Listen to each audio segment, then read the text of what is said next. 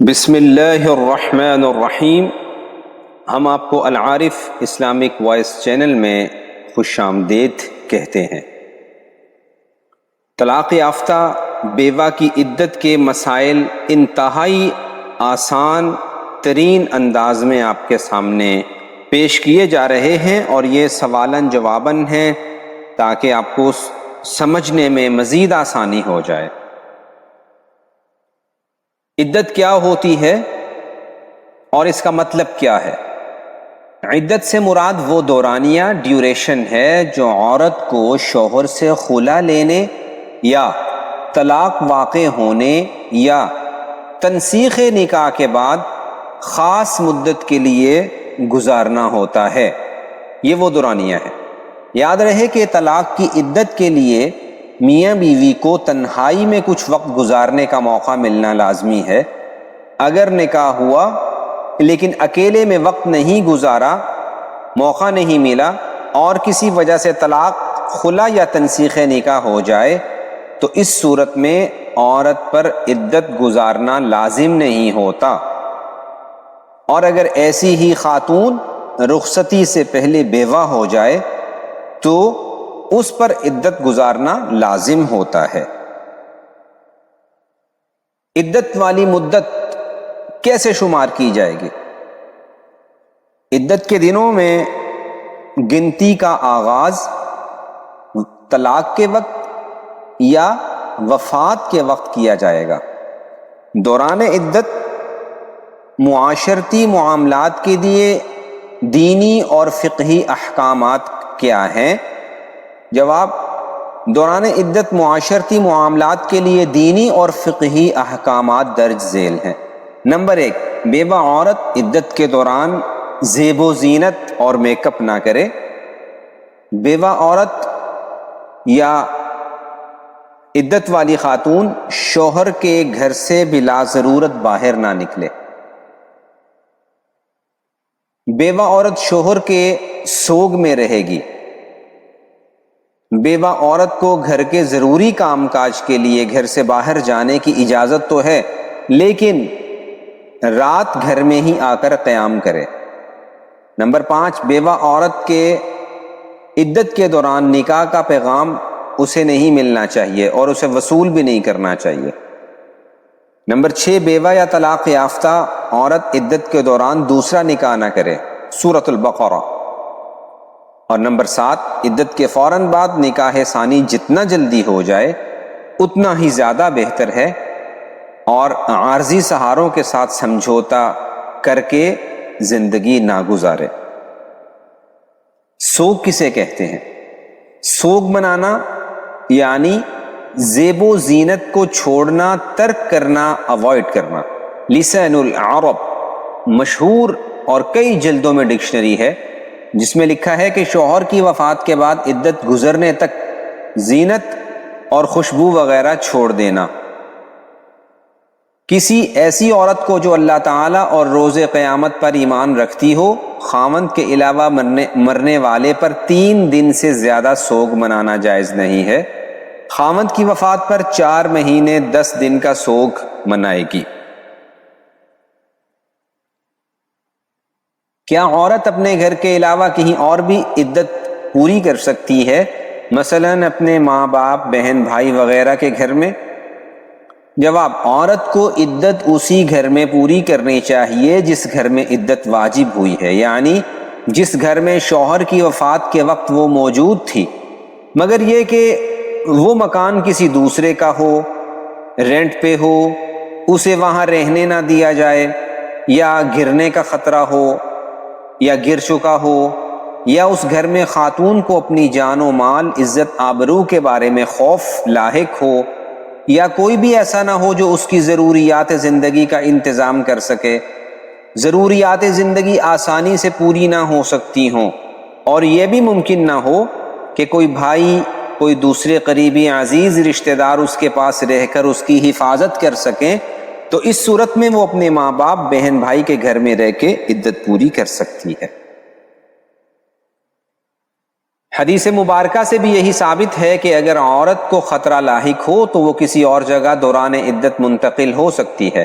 ام المؤمنین اما عائشہ صدیقہ رضی اللہ تعالی عنہا فرماتی ہیں قالت فاطمہ بنت قیس یا رسول اللہ انی اخاف، اے اللہ کے نبی مجھے ڈر لگتا ہے ان یقتحم علی، کہ کوئی میرے مکان میں گھس نہ جائے، داخل نہ ہو جائے، فامرها ان تتحول، تو نبی کریم علیہ الصلاۃ والسلام نے انہیں موو ہونے کا اور جگہ تبدیل کرنے کا حکم ارشاد فرمایا۔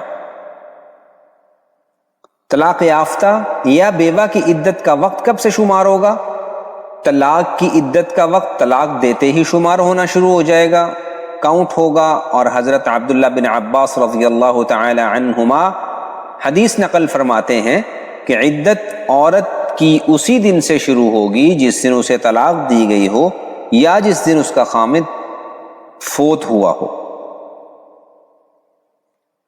جو پریگننٹ خاتون ہوتی ہیں، بیوہ بھی ہیں، پریگننسی بھی ہے، تو عدت کیا ہوگی؟ جس عورت کا خامد وفات پا جائے اور وہ حاملہ ہو تو ایسی صورت میں اس کی عدت بچہ پیدا ہوتے ہی پوری ہو جاتی ہے، خامد کی وفات کے چند لمحوں بعد ہی بچہ پیدا ہوا ہو، یعنی بچہ کی پیدائش کے ساتھ ہی عورت عدت سے فارغ ہو جائے گی اور اس کے لیے کسی اور سے بھی شادی کرنا حلال ہو جائے گا۔ اور قرآن پاک میں بھی یہی آتا ہے وَأُولَاتُ الْأَحْمَالِ أَجَلُهُنَّ أَن يَضَعْنَ حَمْلَهُنَّ، اور حاملہ عورتیں تو ان کی عدت ان کا وضع حمل یعنی بچے کی پیدائش تک ہی ہے۔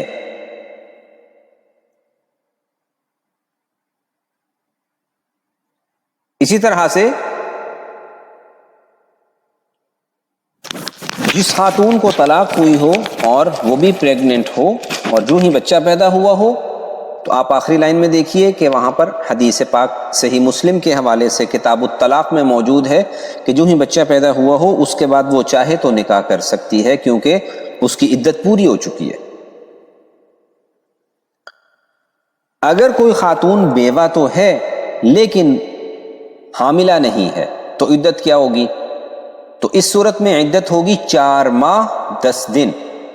والذین یتوفون منکم ویذرون ازواجا یتربصن بانفسہن 4 اشہر و10، اور تم میں سے جو لوگ بھی وفات پا جائیں اور ان کی بیویاں بھی ہوں، بیویاں چھوڑ جائیں، تو وہ بیویاں اپنے آپ کو 4 مہینے 10 دن انتظار میں رکھیں گی۔ یہ ان کا ڈیوریشن ہے عدت کا اور دورانیہ ہے عدت کا۔ پھر جب وہ اپنی عدت کی میعاد کو پہنچ جائیں یعنی ختم ہو جائے تو وہ اپنے بارے میں جو بھی کارروائی کرنا چاہیں، مثلا دوسرا نکاح وغیرہ، تو قاعدے کے مطابق کر سکتی ہیں، کوئی گناہ نہیں ہے۔ اب عدت جس خاتون کو طلاق ہوئی ہوتی ہے تو اس کی عدت کی جو ڈیوریشن اور دورانیہ ہے وہ 3 دفعہ مینسز آ جائیں، ماہواری آ جائے تو وہ عدت پوری ہو جاتی ہے۔ قرآن پاک میں آتا ہے وَالْمُطَلَّقَاتُ يَتَرَبَّصْنَ بِأَنفُسِهِنَّ 3 قُرُوء، اور جو طلاق یافتہ عورتیں ہیں ان کی عدت کی ڈیوریشن کیا ہے؟ 3 حیض، 3 مینسز۔ وہ اس وقت تک اپنے آپ کو روکے رکھیں یعنی نکاح ثانی، دوسرا نکاح نہ کریں جب تک کہ یہ دورانیہ پورا نہ ہو جائے۔ اب بعض اوقات یوں ہوتا ہے کہ کسی کو ایسی عمر میں طلاق ہو جاتی ہے کہ ان کو اس وقت وہ مینسز والا سلسلہ ختم ہو چکا ہوتا ہے، بڑھاپا آ چکا ہوتا ہے، عمر بڑی ہو گئی ہوتی ہے، تو ایسی خاتون جن کو مینسز ہی نہیں آتے تو وہ عدت کیسے گزاریں گی؟ تو اللہ پاک نے یہ بھی بتا دیا کہ واللائی یئسن من المحیض، تو ایسی خواتین جو مینسز سے، حیض سے مایوس ہو چکی ہوں، اب وہ ان کا سلسلہ ختم ہو چکا ہو اور اب تم شک کر رہے ہو کہ ان کی عدت کیا ہوگی، تجسس کر رہے ہو، سوچ رہے ہو، تو یاد رکھو کہ ان کی عدت کیا ہے؟ فعدتہن 3 اشہر، 3 مہینے وہ عدت گزاریں گی۔ کیا شہید جو کہ زندہ ہوتا ہے اس کی بیوی پر بھی عدت لازم ہوگی؟ جی ہاں بالکل، شہید کی بیوہ پر عدت لازم ہوگی اور عدت کے بعد وہ دوسری جگہ نکاح کر سکتی ہے۔ شہیدوں پر بھی دنیا میں وفات پانے والے لوگوں کے احکامات جاری ہوتے ہیں، ان کی وراثت ہے تو تقسیم ہوتی ہے، ان کی بیواؤں پر عدت لازم ہے اور عدت کے بعد ان کا دوسری جگہ نکاح کرنا بھی جائز ہے۔ کیا عدت کے دوران ملازمت کی جا سکتی ہے؟ جائز ہے، اگر خرچ کا کسی صورت انتظام نہ ہوتا ہو تو عدت کے دوران ملازمت کرنے کی گنجائش موجود ہے، لیکن اگر خرچ کا انتظام ہو رہا ہو، بے شک کم ہو، تو اس صورت میں ملازمت نہیں کی جا سکتی، یعنی مجبوری کی صورت میں باہر جا سکتی ہے لیکن رات ہر حال میں اپنے گھر میں گزارے۔ کیا عورت دوران عدت کسی کی خوشی غمی میں شریک ہو سکتی ہے؟ عورت دوران عدت کسی کی خوشی میں یا کسی کی غمی میں شریک نہیں ہو سکتی۔ دوران عدت عورت کا بلا ضرورت گھر سے نکلنا ہی درست نہیں ہے۔ بامر مجبوری کسی قریبی رشتہ دار کی وفات کی صورت میں عورت گھر سے باہر جا سکتی ہے، لیکن رات واپس اپنے ہی گھر میں آ کر گزارے گی۔ اور کیوں گزارے گی اس کا آگے انشاءاللہ تعالی بیان کریں گے۔ لہٰذا مجبوری کی حالت میں عورت عدت کے دوران گھر سے نکلے اور قریبی عزیز کی وفات کی صورت میں غمی میں شامل ہو جائے، ورنہ گھر میں ہی رہے۔ کیا عورت دوران عدت ضروری کام کی وجہ سے اپنے گھر سے باہر جا سکتی ہے؟ اگر جا سکتی ہے تو کن شرائط کے ساتھ؟ جی ہاں، عورت دوران عدت شرعی یا اپنی ذاتی گھریلو ضروریات اور ضروری کاموں کی وجہ سے اپنے گھر سے باہر جا سکتی ہے، بشرطے کہ اس کی جان، مال، عزت، آبرو کو کسی قسم کا کوئی خطرہ لاحق نہ ہو۔ یہ بھی حدیث آپ کے سامنے ہے، صحیح مسلم۔ کیا عدت کے دوران بیماری کی وجہ سے بیوہ عورت ہسپتال میں بھی جا سکتی ہے؟ بالکل جا سکتی ہے۔